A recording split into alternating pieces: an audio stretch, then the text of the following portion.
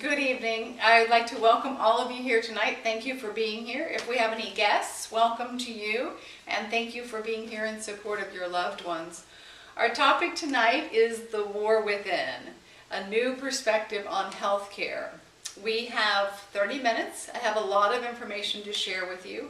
I would hope that you'll listen with an open mind, maybe take home some new information, perhaps leave here with a slightly different perspective about health and healthcare and true healing, and possibly even leave here with a whole new paradigm to see things through.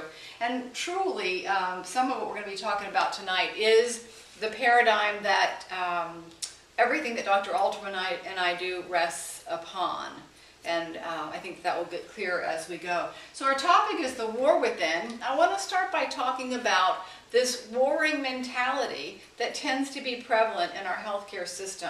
And I want to go back 40 years to 1971. Richard Nixon, in 1971, State of the Union address, asked for an appropriation of $100 million in order to find the cure for cancer. Now, this was the beginning of the war on cancer.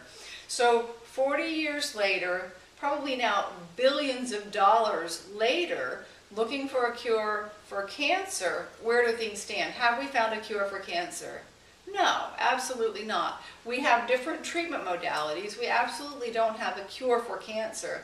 Now, in a chiropractic model, we think of this as an outside-in approach. We're looking externally for the answers that are going to fix us. That's an outside-in approach. Now, think about this. What if the billions and billions of dollars that have been spent looking for a cure for cancer, what if those dollars were spent looking at how do we build up health? How do we strengthen our immune systems? What does it take to keep us healthy so that cancer doesn't present? Now, what kind of healthcare outcomes would we have if our research dollars were put more toward that kind of research rather than letting disease manifest and then trying to treat it? Now, I will say that when it comes to building health, when it comes to having stronger immune systems, we know a lot of what it takes to do that.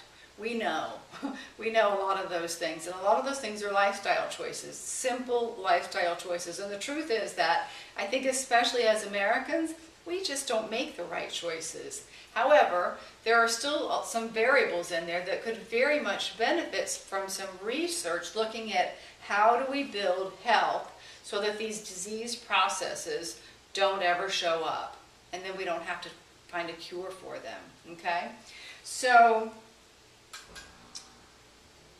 moving on from there, I want to talk about two different theories that exist.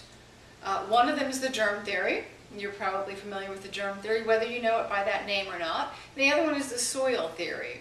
So the germ theory, and both of these theories have been around for hundreds of years. The germ theory proposes that germs ultimately cause disease. Germs cause disease. Okay? Louis Pasteur, who you're probably also familiar with, he's the father of pasteurization. He was a strong proponent of the germ theory throughout the course of his life. He spent his life researching this. He was a chemist. Now he had a contemporary, Claude Bernard, who spent his life investigating, he was a physiologist, investigating the soil theory, which says that germs cannot take root in the soil, and the soil, or the host being our human bodies, germs cannot take root in the soil unless the soil is out of balance or unhealthy. So he referred to it as the internal environment, and the internal environment is what will determine whether a germ takes root or not. So throughout the course of their lives, Pasteur and Bernard had ongoing dialogue about which theory was correct or which hypothesis was correct.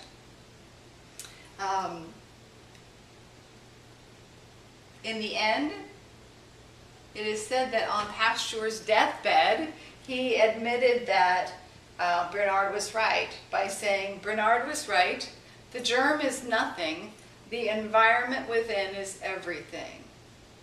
So after spending his lifetime studying and being a strong proponent of the germ theory, in the end he said, you know what? I was wrong. The germ is not as important as the internal environment. Actually, he said the germ is nothing. It is the internal environment that is everything.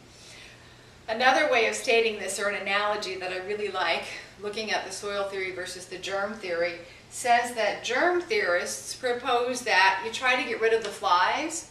Soil theorists say, let's just clean up the garbage that's attracting the flies, okay? So if we take that to the human body, if we clean up the garbage, then the germs aren't going to have a place to rest and take hold. Dr. Andrew Weil, who's a current day medical doctor, Harvard educated, has an opinion about this, and this is what he has to say. Rather than warring, there's that word again, warring on disease agents with the hope of eliminating them, we ought to worry more about strengthening resistance to them and learning to live in balance with them more of the time. So he's saying, rather than warring on germs, let's strengthen our resistance and learn how to live in balance with germs, because germs aren't necessarily a bad thing. They're a part of nature. Good germs, bad germs. There's a nice balance of those things. So that's what Andrew Weil has to say. So we have two different theories. The germ theory says attack the disease. The soil theory says strengthen the host. Now, which of these two does our current healthcare system rest on? You're probably all already thinking this. The germ theory. This is what we do in our healthcare system. The diagnosis is identifying the enemy. What's the diagnosis? What's the germ? What's the pathogen? And then typically what pharmaceutical do we need to attack with in order to eliminate the enemy? So the germ theory is really what our current healthcare system rests upon. Now again, think about if we did that differently. How different would our healthcare outcomes be if rather than attacking the enemy, we were strengthening the host? Well, that is the perspective that we apply to everything that we do here at Alterman & Johnson. Now here's a study. 276 volunteers were all exposed to the cold virus. They were all exposed to the same virus. Now, do you think that all 276 volunteers got sick? No, of course not. The ones who actually succumbed were the ones that had the highest level of stress for a month or longer. So the variable here was stress. People who had high stress and were exposed to the germ are the ones who ended up getting sick. Now, what does stress do? Compromises your immune system, doesn't it? Lowers your immune response. So the host, okay, the host was more vulnerable. So when the host was exposed to the germ, those people got sick. The ones who had strong immune systems, whose bodies were healthy and strong, did not succumb to the sickness. Now, we know that if our immune systems are maintained at an optimal level of functioning, we are more likely to resist viruses, bacteria, even the development of cancerous conditions, because that's a function of our immune systems. We have scavenger cells that all day long are looking for pre-cancerous cells, or cells that have mutated, and they literally eat them as they go. That's a function of your immune system. So if you're doing things to support a healthy, strong immune system, your body is healing cancer, maybe every day, okay? As well as resisting viral and bacterial infections and other types of disease processes. Now, here is a nice quote about this as well. Although germs may be one of the essential and contributing causes of disease, they alone are not sufficient to produce illness. Now again, back to Dr. Andrew Weil, this is another statement from him. Germs are agents of disease, but they are not causes of disease. Agents of disease do not cause us to get sick.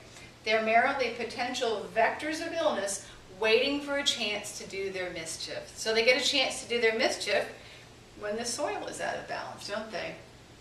Okay, one more quote and then we're going to move on. This is B.J. Palmer, who is the developer of chiropractic. If the germ theory of disease were correct, there would be no one living to believe it. If the germ theory were correct and germs cause disease, we'd all be dead because we're all exposed to disease. we're all exposed to germs. Do you know that it's estimated that the average person is exposed to up to 10,000 germs an hour? And maybe more if you're in a crowded space, maybe more than 10,000 germs an hour. So do you think we can outrun them? Do you think that we can kill them all? No, we can't. So Andrew Weil's opinion about, or suggestion about learning to live in balance with them seems to make a lot more sense, doesn't it? All right, so we're talking about immunity, we're talking about immune systems. If our immune system is strong, that's what the soil is. If our immune system is strong, we're less likely to succumb to disease. So let's talk about our immune system. Now, where does immunity come from? Is it an inside job, or does it come from outside of us? No, it comes from within. We have two types of immunity. We have inborn or innate immunity, and we also have something called acquired immunity. Now, innate immunity is the generalized response that we're born with. So that's the response that happens initially when there's something foreign or something awry in our bodies. Our innate immunity kicks in right away with a very generalized response. So that might look like inflammation, it might look like fever, might be changes in pH, what else? Vomiting, diarrhea. These are all functions of the immune response as a generalized response to something that shouldn't be there. Now, when those things happen, when there's inflammation or fever or vomiting or diarrhea, what does the average person want to do with that? Do we let it go, or do we want to stifle it? We tend to want to stifle it. We want to bring down the fever, we want to stop the diarrhea, we want to stop the vomiting. Well, again, those are all ways that our body has of taking care of itself and really trying to perform a useful, productive function. So if we're taking something to override that, guess what we're doing? We're hampering our body's innate immune response. Okay? Now, that's a whole different conversation. When do you let a fever ride, and when is it appropriate to do these things? But just to say kind of a blanket statement that those are necessary, appropriate functions of your immune system. So that's the innate, inborn, you come into this life with it, immune response, and it's with you for your entire life. Now, the other aspect of the immune system is what's called the acquired immune system, and this is the portion of the nervous system, the immune system, that learns as it goes. So as your body comes in contact with something new, then your immune system has an opportunity to figure out exactly what it takes to specifically deal with that specific pathogen. Very different than the innate generalized response. A really good example of this would be, say, a response to something like the mumps. Mumps are a great example, so I'll use myself as an example. When I was 6 years old, I came in contact with mumps for the first time. So the first thing that happened was that generalized response kicked in. I had fever, I had, what else, inflammation, right? So the generalized immune response kicks in right away before it really knows what it's dealing with. Well, meanwhile, the acquired immune system is studying and exploring and figuring out specifically what needs to be done to address that. And that might take 5 or 6 or 7 days. So after 5 or 6 or 7 days, when the acquired immune system has figured out exactly what it needs to do to contain and eliminate the mumps virus, the fever subsides, the inflammation subsides, and the body has dealt with it. Now, as a result of having gone through that, this is the coolest part. There are B cells that then lurk for the rest of my life in my body. And those B cells hold the memory of exactly what my body needed to do to contain and eliminate the mumps virus. So now for the rest of my life, if I'm ever exposed to that again, I don't have to have that generalized response of fever, inflammation, because my body knows exactly instantaneously what to do in response to the mumps virus. It's like that. It's gone. So those two together work perfectly synergistically, okay? And it is lifelong immunity that is created from that. So you can apply that to various viral infections, various infectious processes in the body. That's how the innate and the acquired immunity work together. Now, another cool thing about our immune system is that our immune system never sleeps. So even while we're sleeping, guess what? That's when our immune system is actually doing its best work, because when you're sleeping, you're not talking, you're not walking, you're not eating. Your body just gets to heal. So while you sleep, your immune system is really doing a lot of work. That's why proper rest is important. So we can think of this whole process that I just described with the innate immunity, with the acquired immunity. We can think of it as a war that's going on inside, but honestly, I prefer to think of it as a dance, because it is a dance, and it is a beautiful dance that plays out perfectly every time, as long as we don't interfere. And in chiropractic, we actually have an expression: nature needs no help, just no interference. So all too often, by interfering, we mess things up. Okay? And our bodies are so wise, and our innate healing ability is so huge, that most of the time our bodies know what to do to heal. Most of the time, as long as we just stay out of the way. So, back to talking about immune system function. If we want to have strong, healthy immune systems, okay, talking back to the soil theory, what are some strategies? What are some immune building or immune supporting strategies that we can have in our little toolbox? Well, the first one that I'm going to talk to you about is what? It's going to be about your nervous system. Okay? The nervous system is what controls and coordinates the function of every other system. So in order for you to have a strong, healthy immune system, guess what? You've got to have a strong, healthy nervous system to support it and coordinate it. So in my book, chiropractic care is the best way to have a strong, healthy nervous system. Getting adjusted removes any interference from the nervous system, and it makes sure that that vital life force energy that flows over your nervous system is allowed to express fully. There have been multiple studies, and we'll have those for you tonight, to take home, multiple studies showing that people under chiropractic care have significantly stronger immune responses than people not under chiropractic care. In one study, people under chiropractic care 5 years or longer had 200 times the immune response as people who did not receive chiropractic care. That's huge, 200 times the immune response. There was another study that was done with HIV positive patients, 6-month study measuring the CD4 cell, which is an immune cell. So one group was getting adjustments, one group was getting bogus adjustments. The group that got adjustments had a 48% increase in that immune cell count. The group that was not getting chiropractic care or adjustments had a 6% decrease. So again, a huge statistical difference comparing people under chiropractic care with people not under chiropractic care as far as their immune response. So regular, consistent chiropractic care and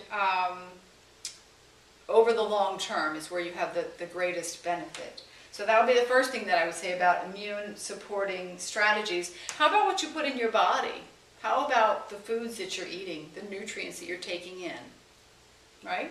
That's what feeds your immune system. So your antioxidant rich foods are nutrients for your immune system. So the easiest way to go about that is when you sit down to eat a meal, you should have a vibrant palette. You should have as many vibrantly colored fruits and vegetables on your plate as possible. So the more colorful and the more variety of colors that you have, the more antioxidants you're getting in your diet. Most people probably also need to be taking a good age and gender specific multivitamin, as well as omega-3s for general support, as well as specifically for immune support. The next thing that I have on my list, which I think is huge, is stress management strategies. We actually have a workshop on that, which comes up later in the year. You're welcome to come back. We'll talk for 30 minutes about stress management strategies. But stress really takes a toll on your immune system. So if you're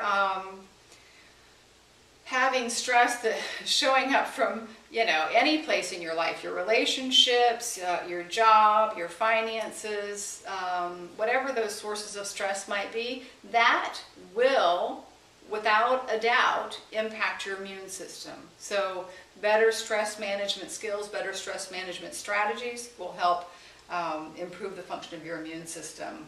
Regular exercise, consistently, it's been shown that people who exercise, consistently, 3 or more times a week have fewer colds and have stronger immune systems and higher immune cell counts. So it's simple to incorporate into your life, and it's so significant and profound, really.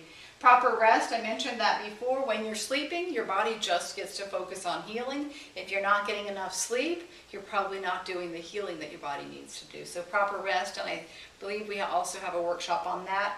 And then I threw in here sunlight, because vitamin D exposure to the sun is huge as far as immune system function. So sunlight is the best way to get that.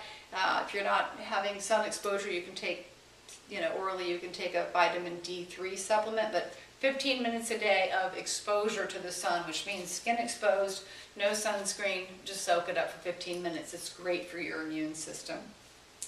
So I want to finish with 2 quotes. The one I've already said, but I'm going to say it again because it's one of my favorites. Nature needs no help, just no interference. The soil theory is all about not interfering with it, not putting artificial stuff in that we don't have to, just working with what's there and keeping it strong and keeping it healthy. And then the next quote that I have here, this is Robert Kennedy. See if I can read this. Bear with me here for 1 second.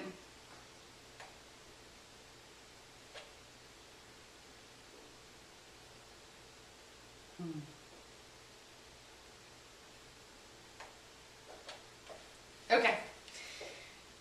It is from numberless, diverse acts of courage and belief that human history is shaped.